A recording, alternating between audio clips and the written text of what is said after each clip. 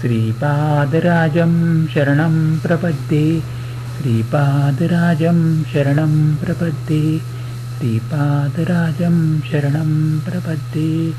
अध्याय 35. संन्यासी महाराजांकडून भक्तांना श्री दत्त दीक्षा.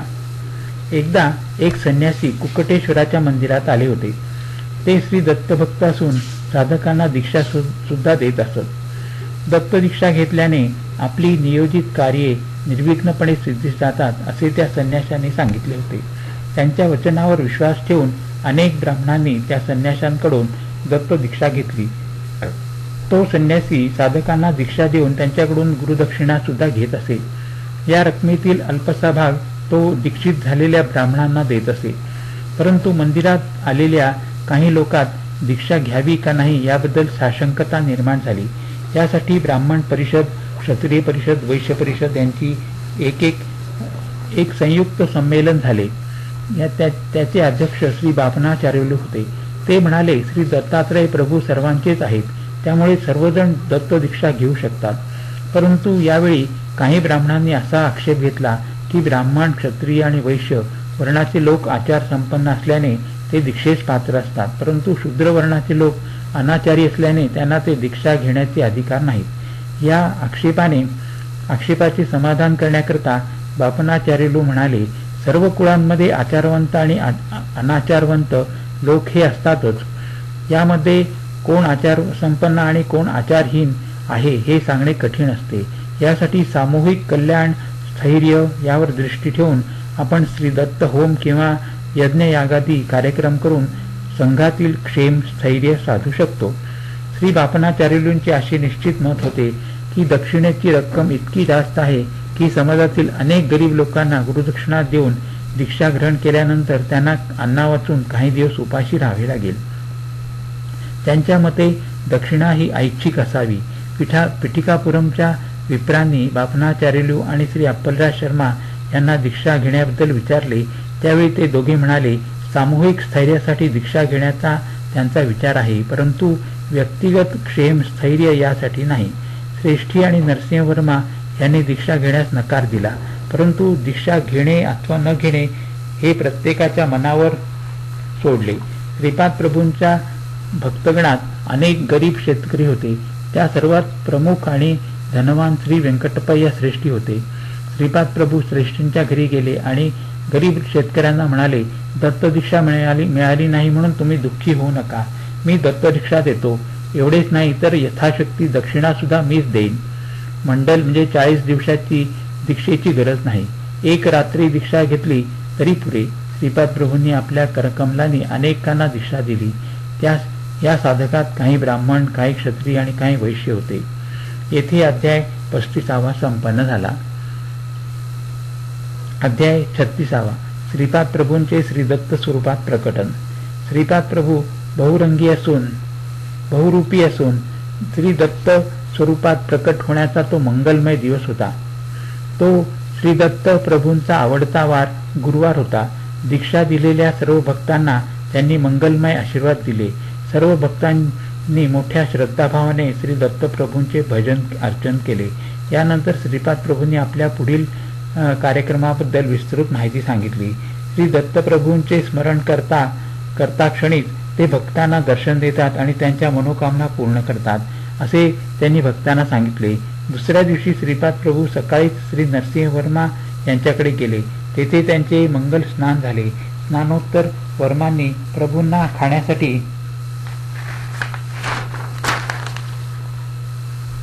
अनेक फळे दिली, परंतु त्यांनी केवळ एक केळच घेतले आणि ते सुद्धा गोमातेस दिले. यानंतर प्रभू व्यंकटप्पय्या श्रेष्ठी यांच्या घरी गेले. तेथे सुद्धा श्रीपादांना श्रेष्ठी कुटुंबियांनी मोठ्या प्रेमभराने मंगल स्नान घातले.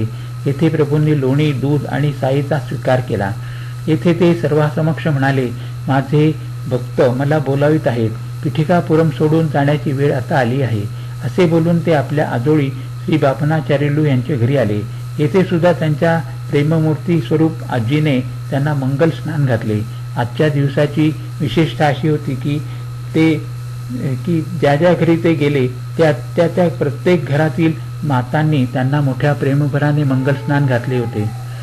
श्रीपाद प्रभूंनी आपल्या वक्तव्यात अनेक वेळा म्हटले होते, मी प्रत्यक्ष दत्त स्वरूप आहे आणि भक्तांची दुःखे, पीडा, यातना, अडचणी दूर करण्यासाठी मी अवतार धारण केला आहे.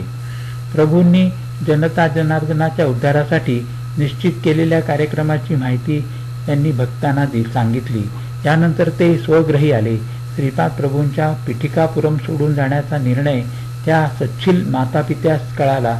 त्यांनी श्रीपादांना परोपरी समजावून सांगण्याचा प्रयत्न केला, परंतु ते आपल्या निर्णयावर अटळ होते. यानंतर श्रीपाद प्रभूंनी आपल्या विवाहाच्या प्रस्तावाबद्दल बोलायस प्रारंभ केला. ते म्हणाले, माता तात, आजपर्यंत मी अनेक वेळा श्रेष्ठी आजोबांना, वर्मा आजोबांना अनघालक्ष्मी समवेत दर्शन दिले आहे. त्या दिव्य दंपतीने श्रेष्ठी आजोबांच्या अमराईत विहार केलेला सर्वांनी पाहिला आहे.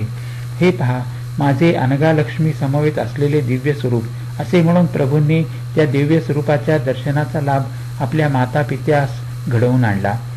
ते अतिमंगल स्वरूप पाहून ते मातापिता अगदी भारावून गेले. त्यांच्या मुखातून शब्दच निघेना. श्रीपाद प्रभू पुढे म्हणाले, मी अवधूत स्वरूपात आलो असताना सांगितले होते की माझ्या विवाहाचा प्रस्ताव मांडताच मी घर सोडून निघून जाईन. एवढे बोलल्यानंतर श्रीपाद प्रभूंनी तेथे बसलेल्या आपल्या 2 थोर बंधूंना आपल्या दिव्य हस्ताने स्पर्श केला आणि कृपापूर्ण दृष्टीने त्यांच्या दोघांकडे पाहिले. काय ते आश्चर्य! तत्काळ अंध असलेल्या बंधूस उत्तम दृष्टी प्राप्त झाली आणि पायाने अधू असलेला बंधू अव्यंग होऊन चांगला चालू लागला. त्या दिव्य स्पर्शाने त्या दोघा बंधूंना ज्ञानप्राप्ती होऊन ते ज्ञान तेजाने तळपू लागले. हे सर्व पाहून श्रीपादांच्या मातापित्यास अजून एक सुखद धक्क्याचा अनुभव आला. याच वेळी श्रीपादांचे आजोबा आणि आजी आले. त्यांच्या समवेत श्रेष्ठी आणि वर्मा दंपती सुद्धा आले होते. त्यामुळे घरात एक आनंदाचे वातावरण पसरले. श्रीपाद प्रभू सर्वांबरोबर थट्टा मस्करी करीत बोलत होते. सुमती महाराणी त्यावेळी म्हणाल्या, बाळा श्रीपादा, तू सर्व जबाबदाऱ्या पूर्ण करून जाईन असे म्हणाला होतास. तू अजून व्यंकटप्पय्या श्रेष्ठींच्या घराची दूध बाकी, वत्सबाईंची दूध बाकी, मल्हारींची दूध बाकी पूर्ण केली नाहीस. त्यावेळी श्रीपाद प्रभू म्हणाले, आई, तू म्हणतेस ते खरे आहे. या 3 वंशातील लोकांना मी कधीच विसरणार नाही. मी जरी विसरलो तरी तू मला आठवण करून दे. त्यांच्याकडून योग्य ती सेवा घेऊन मी त्यांना वर प्रदान करीन. तुझ्या माहेरच्या कोणत्याही एका घरी मी जेवणासाठी येत जाईन, परंतु दक्षिणा मात्र स्वीकारणार नाही. तुझ्या माहेरची माणसे माझ्याशी अत्यंत वात्सल्यपूर्ण भावाने वागतात आणि मला जावाई असे संबोधतात. ही मानवी नाती स्वीकारून त्यांच्याबरोबर जावायास शोभेल असे प्रवर्तन मी करीन. एवढे बोलून श्रीपाद प्रभू पित्याकडे वळले आणि त्यांना उद्देशून म्हणाले, तात, आपल्या घंटीकोटा वंशात अनेक वर्षापासून वेद परंपरा चालू आहे. आता माझे दोघे ज्येष्ठ बंधू वेदशास्त्र संपन्न होऊन पंडित झाले आहेत. ते आपली वेद परंपरा चालवतील. घंटीकोटा वंशातील लोकांना मी कधीच विसरणार नाही. एवढे बोलून प्रभू काही क्षण डोळे मिटून बसले व नंतर म्हणाले, आपले श्रीधर शर्मा पुढील एका जन्मी समर्थ रामदास या नावाने एक महापुरुष होऊन महाराष्ट्र देशात जन्मास येतील. नरसिंह वर्मा छत्रपती शिवाजी या नावाने जन्म घेऊन महाराष्ट्र राज्य स्थापित करून श्री समर्थ रामदासांचे शिष्यत्व पत्करतील. याप्रमाणे आपले पूर्व संबंध बंधुरूपात स्पष्टपणे कायम राहतील. समर्थ रामदास स्वामींच्या अवतार कार्य पूर्णतेनंतर श्रीधर शर्मा शिवग्राम जे सध्याचे शेगाव क्षेत्रास गजानन नावाचे महायोगी होतील. त्यांच्यामुळे शिवग्राम क्षेत्राचा महिमा अपरंपार वाढेल. रामराज शर्मा श्रीधर या नावाने जन्म घेऊन महायोगी होतील. श्रीधराची शिवपरंपरा वाचलेल्या या पिठिकापुरातील माझ्या अंगणात महासंस्थान निर्माण होणार आहे. व्यंकटप्पय्या बरोबर असलेले आपले ऋणानुबंध स्थिर स्वरूपाचे होतील. एवढेच नव्हे तर त्यानंतर वत्सबाई कुटुंबातील लोक सुद्धा येतील. येथे सवित्र पन्नाचे पारायण होईल. इतके बोलून श्रीपाद प्रभू थांबले. नरसिंह ब्राह्मणास वृश्चिक दंश. एकदा कुक्कटेश्वराच्या मंदिरात महाराष्ट्र प्रांतातून एक वृद्ध ब्राह्मण आले होते. त्यांचे नाव नरसिंह असे होते आणि गोत्र काश्यप होते. त्याने कुक्कटेश्वराच्या मंदिराचे दर्शन मोठ्या श्रद्धाभावाने घेतले. नंतर ते स्वयंभू दत्तात्रेयांच्या चरणी भक्तिभावाने नतमस्तक झाले. त्यावेळी संन्यासी महाराज श्री दत्त दीक्षा देत असलेले त्यांनी पाहिले आणि ते तेथे गेले. त्यांनी मोठ्या नम्रभावाने त्या संन्यासी महाराजांना नमस्कार केला आणि गुरुदक्षिणेच्या रूपात त्यांनी आणलेली सर्व नाणी दिली. ती दक्षिणा पाहून संन्यासी आनंदित झाले. त्यांनी दीक्षा घेण्यासाठी आपली ओंजळ पुढे करण्यास त्या वृद्ध ब्राह्मणास सांगितले. त्याच्या हातावर कमंडलूतील पवित्र जल घालण्यासाठी आपला कमंडलू त्यांनी उचलला आणि त्या ब्राह्मणाच्या हातावर पवित्र जल घातले. परंतु आश्चर्य असे की त्या जलाबरोबर एक विंचू त्या ब्राह्मणाच्या हातावर पडला आणि त्याने ब्राह्मणाच्या हाताला कडकडून दंश केला. त्या प्रखर दंशाने ब्राह्मण इतक्या जोरात ओरडला की मंदिरातील सर्व लोक घाबरून त्याच्याजवळ जमा झाले. काही ब्राह्मणांना विंचवाच्या दंशाचा दाह कमी करण्याचा मंत्र येत होता. तो त्यांनी घातला, परंतु दाह सारखा वाढतच होता. यावेळी घाबरून तो दीक्षा देणारा संन्यासी मंदिरातील एका कोपऱ्यात लपून बसला. दाह कमी होण्यासाठी अनेक मंत्र जप केले. कुक्कुटेश्वराला अभिषेक करण्यात आला. स्वयंभू दत्तात्रेयांना कर्पूर आरती करण्यात आली, परंतु कशाचाही उपयोग झाला नाही. ब्राह्मण मूर्छित अवस्थेत पडून होता. त्याच्या मुखातून फेस येत होता. थोड्या वेळाने ब्राह्मण शुद्धीवर आला, परंतु त्याच्या पोटात असह्य वेदना होत असून त्याला सारख्या उलट्या होत होतात. तितक्यात तेथे एक शेतकरी आला आणि त्या वृद्ध ब्राह्मणास म्हणाला, महाराज, आमच्या कुलातील व्यंकय्या नावाच्या एका प्रतिष्ठित व्यक्तीने श्रीपाद प्रभूंच्या मंत्राक्षदा दिल्या आहेत, त्या तुम्ही घ्या. त्या ब्राह्मणाने मोठ्या श्रद्धाभावाने श्रीपादांचे स्मरण करून त्या मंत्राक्षदा हातात घेऊन थोड्या आपल्या मस्तकी धारण केल्या आणि आश्चर्य असे की त्या काही क्षणातच त्याच्या सर्व वेदना नष्ट होऊन तो पूर्ववत स्वस्थ झाला. या सर्व प्रकाराने लोकांचा त्या संन्याशावरील विश्वास उडाला. सर्व दीक्षित साधकांनी दिलेली गुरुदक्षिणा त्यांच्याकडून त्यांनी परत घेतली व त्या संन्याशास पिठिकापुरमधून हाकालून दिले. संन्याशाकडून घेतलेले पैशाचा विनियोग कसा करावा हे सर्व साधकांनी बापनाचार्युलू यांना विचारले. तेव्हा ते म्हणाले, त्या द्रव्याने अन्न सामुग्री आणून सर्वांना अन्नदान करावे. अन्नदानामुळे श्री दत्त प्रभू प्रसन्न होतील. वेगळी दत्तदीक्षेची गरज नाही. श्री बापनाचार्युलू यांच्या सांगण्याप्रमाणे कुक्कुटेश्वराच्या आवारात एक मोठा मंडप घालण्यात आला. तेथे मोठ्या प्रमाणात अन्न संतर्पण झाले. भोजनोत्तर सर्व भक्तांनी दिगंबरा दिगंबरा श्रीपाद वल्लभ दिगंबरा या दिव्य नामाच्या जयघोषाने सारा परिसर दणाणून सोडला. या दिव्य महामंत्राने सारे विश्व व्यापून राहील अशी भविष्यवाणी श्रीपाद प्रभूंनी पूर्वीच केली होती. श्रीपादराजं शरणं प्रपद्ये. येथे अध्याय 36 संपन्न झाला. अध्याय 37 सुवर्णपीठिकापुरम वर्णन. प्रत्येक मनुष्यात पृथ्वी तत्व असते. हे शब्द, स्पर्श, रूप, रस, गंध या तत्वांनी बनलेले असते. योग दृष्टीने पाहता ज्या शरीरात पृथ्वी तत्व असते ते श्रीपाद प्रभूंच्या दिव्य करुणाभावामुळे पीठिकापुरम या क्षेत्री निश्चितपणे आकर्षित होते.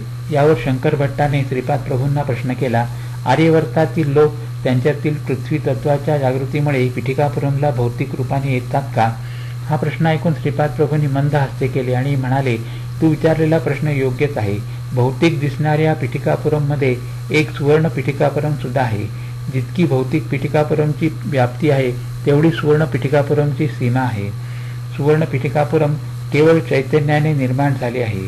वास्तविक पाहता साधकांमध्ये असलेल्या चैतन्याच्या संबंधित पदार्थ निर्माण होताना त्याला सुवर्ण पीठिकापुरात वास्तव्य करीत असल्यासारखे वाटते.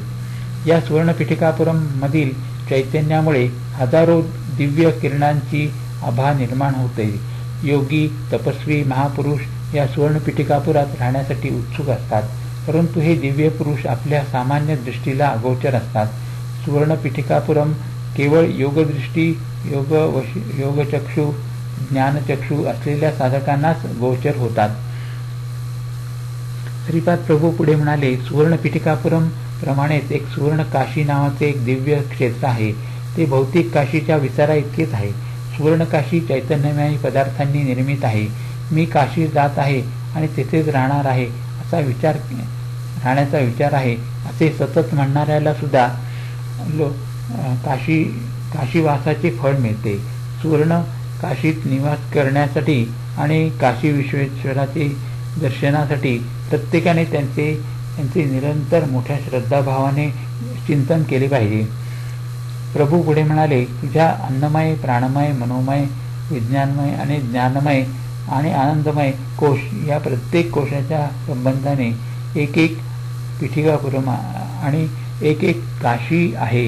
या आनंदमय पिठिकापुरमलाच सुवर्ण पिठिकापुरम असे म्हणतात. तसेच या आनंदमय काशीला सुवर्ण काशी असे म्हणतात. एवढे बोलून प्रभू थांबले. श्रीपादराजं शरणं प्रपद्ये. इथे अध्याय 37 संपन्न झाला. अध्याय 38.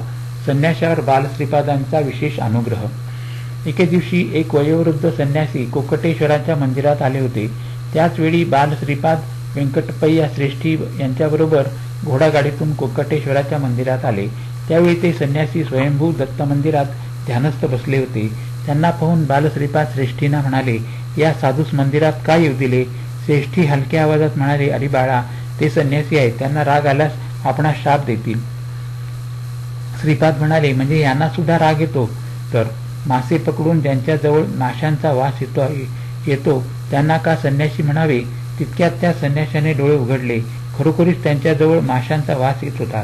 ते खरेखुरी संन्यासी होते. त्यांनी बालश्रीपादांकडे पाहिले. त्यांना मत्स्य अवतारातील श्री विष्णूंची आठवण झाली. तेव्हा श्रीपाद म्हणाले, तुमच्या कमंडलूमध्ये सुद्धा छोटे छोटे मासे आहेत, तुम्हीच पहा. त्या संन्याशाला कमंडलूत मासे पाहून खूप आश्चर्य वाटले. श्रीपाद त्या संन्याशाकडे तीव्र नजरेने पाहत होते. तितक्यात ते संन्यासी अंतर्मुख झाले. त्यांना योगदृष्टी प्राप्त होऊन त्यांच्या शरीरातील रक्तनलिकेतील विभिन्न द्रवातील लहान लहान थेंब मत्स्याकार होत असल्याचे जाणवले. ते थेंब विविध प्रकारच्या अनुभूतींचे प्रदर्शन करीत होते. एक एक थेंब जणू एकेका वासनेचे रूप घेऊन माशाच्या आकारात तरळत होता. आहा, मत्स्यावतार प्रक्रिया म्हणतात ती हीच काय? असे आश्चर्यचकित होऊन ते संन्यासी ओरडले. या सूक्ष्म थेंबांविषयी ज्ञान प्राप्त झाल्यास प्रपंचातील सर्व वासनांवर नियंत्रण ठेवता येणे शक्य असल्याचे त्या संन्याशास कळाले. संन्यासी बहिर्मुख झाले आणि त्यांनी मंद हास्य करीत श्रीपाद प्रभूंकडे मोठ्या श्रद्धाभावाने पाहिले. श्रीपाद प्रभूंनी सुद्धा स्मित करीत त्या संन्याशाकडे पाहिले. त्यावेळी ते संन्यासी श्रीपाद प्रभूंच्या चरणी नतमस्तक झाले. श्रीपाद प्रभूंनी मोठ्या प्रेमभराने आपला उजवा हात त्या संन्याशाच्या मस्तकावर ठेवून त्यांच्यावर अनुग्रह केला. त्या स्पर्शाने त्या संन्याशाच्या शरीरातील माशांचा वास लुप्त झाला आणि त्या जागी एक दैवी सुगंध येऊ लागला. यावेळी त्या संन्याशास पराशर मुनींनी आपल्या कृपादृष्टीने मत्स्यगंधेच्या शरीरास येणारा माशांचा दुर्गंध नष्ट करून त्या ठिकाणी सुगंध प्रस्थापित केल्याच्या घटनेची स्मृती झाली. यानंतर श्रीपाद प्रभू त्या संन्याशाला म्हणाले, तू अंतर्मुख होऊन आपल्या ज्ञानेंद्रिय आणि कर्मेंद्रियांना आपल्या स्वाधीन ठेवल्यास मोठा योगी होशील आणि तुझी सर्व बंधनातून सुटका होईल. इतके बोलून श्रीपाद प्रभू मंदिराच्या आवारात आले. इथे अध्याय 38 संपन्न झाला. श्रीपादराजं शरणं प्रपद्ये. हरि ओम तत्सत्. हरि ओम तत्सत्. हरि ओम.